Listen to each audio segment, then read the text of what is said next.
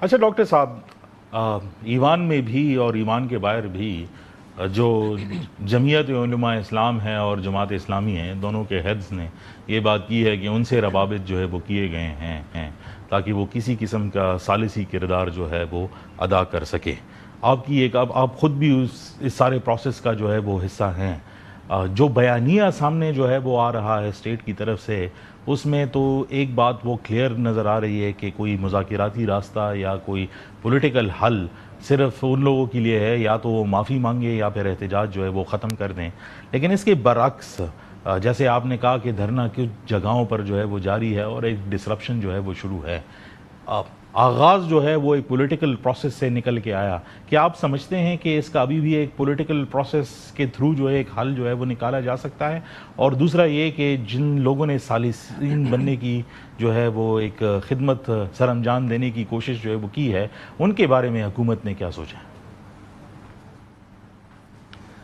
देखिए, जो मैंने मुज़ाकरात की सारी तफसीलात आपके सामने रखी हैं, अक्टूबर 2025 में जो इनके ना मानने वाले मुतालबे थे, जैसे काबीना के साइज़ को कम करना, उसके अलावा वजारतों की तादाद कम करना, वो तक हमने माने हैं जो कि ना मानने वाले थे। इसका मतलब ये है कि हम इस मामले को खुश असलूबी से, बातचीत के ज़रिए, पुरअमन तरीके से कल भी हल करने के ख़्वाह थे और आज भी हम इसको पुरअमन तरीके से हल करने के ख़्वाह हैं। अब इसका तरीका क्या हो सकता है? देखिए, मुज़ाकरात बराह रास्त रियासत अब इसलिए नहीं कर सकती कि रियासत ने जॉइंट एक्शन कमेटी को कलअदम करार दिया है।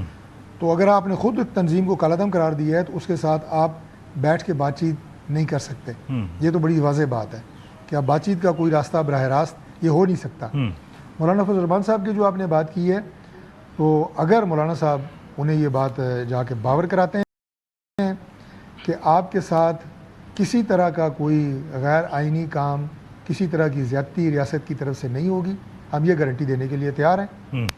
जिन लोगों ने पुलिस के जवानों को शहीद किया है उन्हें कानून के कटहरे में लाया जाएगा। और ये दुनिया की किसी मुल्क, किसी रियासत में भी हो तो कानून अपना रास्ता लेता है। मैं समझता हूँ कि उससे किसी को कोई एतराज़ नहीं होना चाहिए।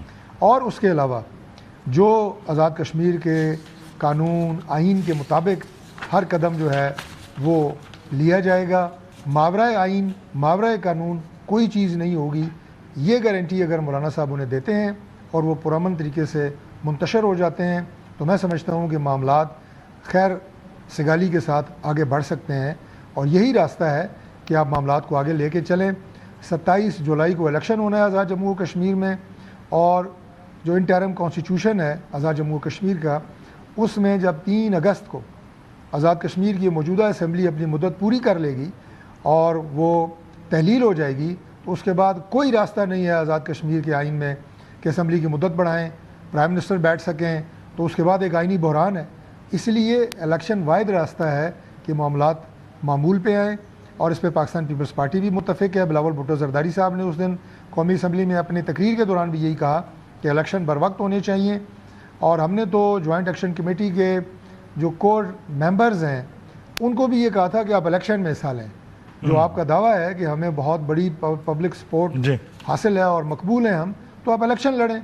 और ये मुतालबात जो हर दफ़ा आप सड़कों पे हल करने की कोशिश करते हैं, इन्हें असेंबली में लेके जाएं। लेकिन उन्होंने हमारी वो बात भी नहीं मानी। हम तो वेलकम करते हैं, पूछें किसी से अगर आपका राब्ता है। मुतअद्दिद दफ़ा हमने उन्हें कहा कि आप आएँ और इलेक्शन लड़ें। आज भी उनका राइट है, कंटेस्ट करें, क्यों ना करें।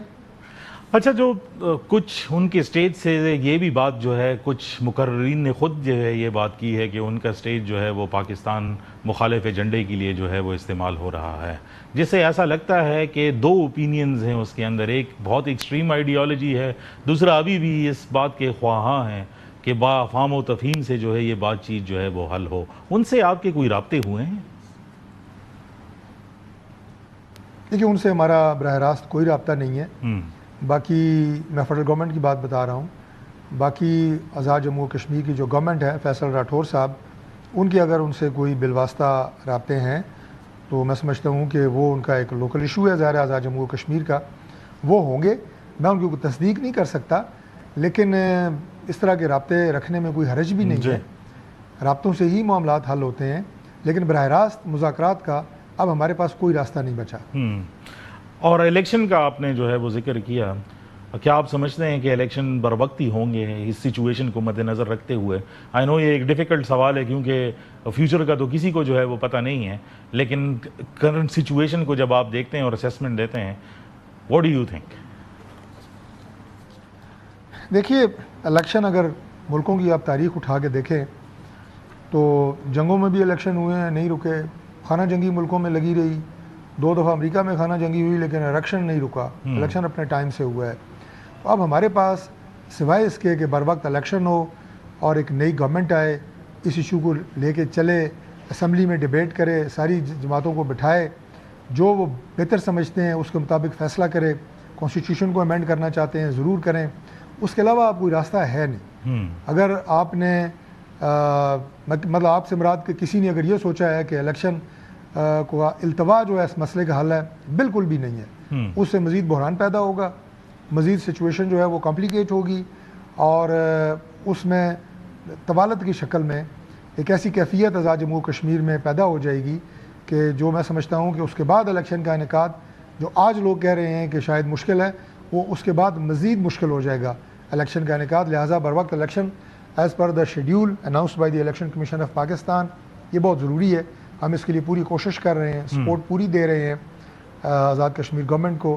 الیکشن کمیشن آف آزاد جموں کشمیر جو کہ اعلان کر چکا ہے شیڈیول کا، فیڈرل گورنمنٹ اس کی مکمل تائید اور سپورٹ کرتی ہے۔ اچھا، last question before you go جی، پی پی پی اور آپ جو ہے وہ مل کر جو ہے وہاں پر آبویسلی مین سٹیک ہولڈرز ہیں پولیٹیکلی اس ٹائم پر آزاد جموں اور کشمیر کے اندر، کوئی میکینزم جو ہے وہ ڈسکس ہوا ہے کہ فیوچر کے اندر جب الیکشنز ہوں گے تو اس قسم کا بحران جو ہے وہ دوبارہ پیدا نہ ہو، اس کے لیے آگے کیا طریقہ کار جو ہے وہ اختیار کیا گیا؟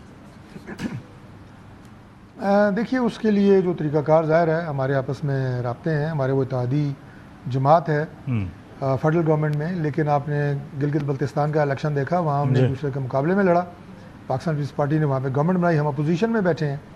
تو یہاں پہ بھی صورتحال یہی ہے کہ الیکشن کے بعد پہلی بات تو یہ ہے کہ کون سی جماعت اکثریت لیتی ہے، وہ وہاں اپنی گورنمنٹ بنائے گی، اور اس کے ساتھ کون سی جماعت ملتی ہے یہ تو بعد کے فیصلے ہیں۔ لیکن الیکشن اور اس کے نتیجے میں ایک مضبوط حکومت، وہ اس مسئلے کا مستقل حل ہے۔ اس کے علاوہ اس مسئلے کا سڑکوں پہ حل نہیں ہونا، اس نے میڈیا ٹاکس کے ذریعے حل نہیں ہونا، اور کانسٹیٹیوشنلی بھی اسی اسمبلی کے پاس یہ اختیار ہوگا کہ وہ اس مسئلے کا حل کرے، ان لوگوں کو انگیج کرے، جس طرح بھی کرے۔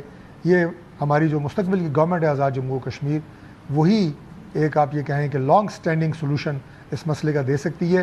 اور گورنمنٹ جس کی بھی ہوئی، جس پارٹی کی بھی ہوئی، federal government of Pakistan, prime minister Shehbaz Sharif صاحب کمیٹڈ ہیں کہ ہم آزاد جموں کشمیر کو مکمل سپورٹ دیں گے، مستقبل کی کوئی بھی گورنمنٹ ہوگی اسے مکمل سپورٹ دیں گے تاکہ یہ مسئلہ مستقل طور پہ حل ہو، اور یہ جو بیڈ سینز وہاں پہ کریٹ ہوئے ہیں مستقبل میں نہ ہوں، جس سے ہمارے دشمنوں کو خوش ہونے کا موقع ملتا ہے، اور جس میں آگ میں پٹرول ڈالنے والے جو لوگ ہیں وہ بھی بیچ بیچ میں ہوتے ہیں جو اپنے ایجنڈوں پہ کام کر رہے ہوتے ہیں، انہیں یہ موقع نہ ملے، اور پرامن طریقے سے جو جتنا خوبصورت آزاد جموں کشمیر کا علاقہ ہے اتنے ہی خوبصورت اور پرامن وہ لوگ ہیں، محبت کرنے والے لوگ ہیں، امن سے رہنے والے لوگ ہیں، یہ فضا دوبارہ وہاں پہ بحال کرنا، یہ ہمارا الٹیمیٹ ٹارگیٹ ہے۔